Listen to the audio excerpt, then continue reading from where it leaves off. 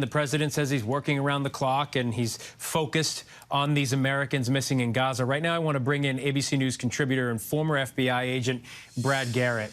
Brad, the IDF says it plans to attack Gaza, and in their words, very soon. So what does this mean for the hostages being held by Hamas and U.S. citizens inside Gaza? Well, it's really hard to assess that, but let's just be real.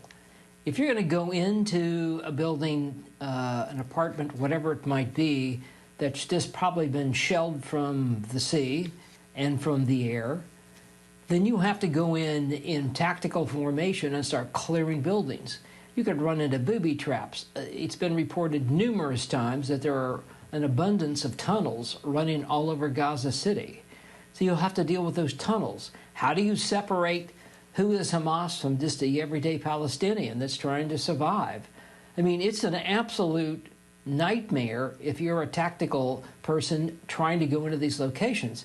I mean, I could tell you about dicey situations in D.C. and other places where we've had to go into highly dense areas and go up to the 14th floor of a building, but it's nothing compared to what's going on here, because you can control the street and you know who you're looking for. You don't know who you're looking for, basically. Obviously, the hostages, Phil. But I'm talking about who's Hamas, who's Palestinian, who has a weapon, who doesn't. I mean, it doesn't get much of a higher risk of what they're doing than going building to building, which is eventually they'll have to do. Yeah, no, I can't imagine it does for a military force. And just let me ask you before you go about the hostages. It's obviously very difficult, as you just laid out, for a force to move into a heavily populated area like that 25-mile stretch of Gaza and figure out who's going to be fighting against you and, you know, who's an innocent needs your help to get out. But also the hostages. Do you think Israel even knows where they are? Well, it's a very good question.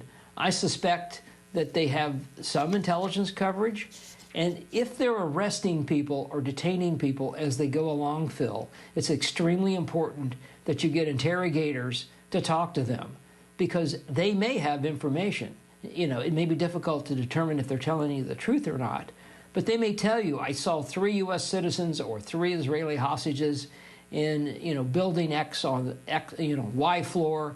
There's 9 other people in the room, things like that. At least that's helpful. So if you go to that building, you go to the 14th floor, you maybe know who you're looking for at least. But all that stuff, of course, is dynamic. So it's like I said, it's beyond dicey. Yeah, Brad, I got to tell you, it's always great to talk to you, because people see, you know, Israel going into Gaza. You put a microscope on it and really make us understand how difficult this whole thing is going to be for everybody. So thank you, Brad Garrett. Hi, everyone. George Stephanopoulos here. Thanks for checking out the ABC News YouTube channel. If you'd like to get more videos, show highlights, and watch live event coverage, click on the right over here to subscribe to our channel. And don't forget to download the ABC News app for breaking news alerts. Thanks for watching.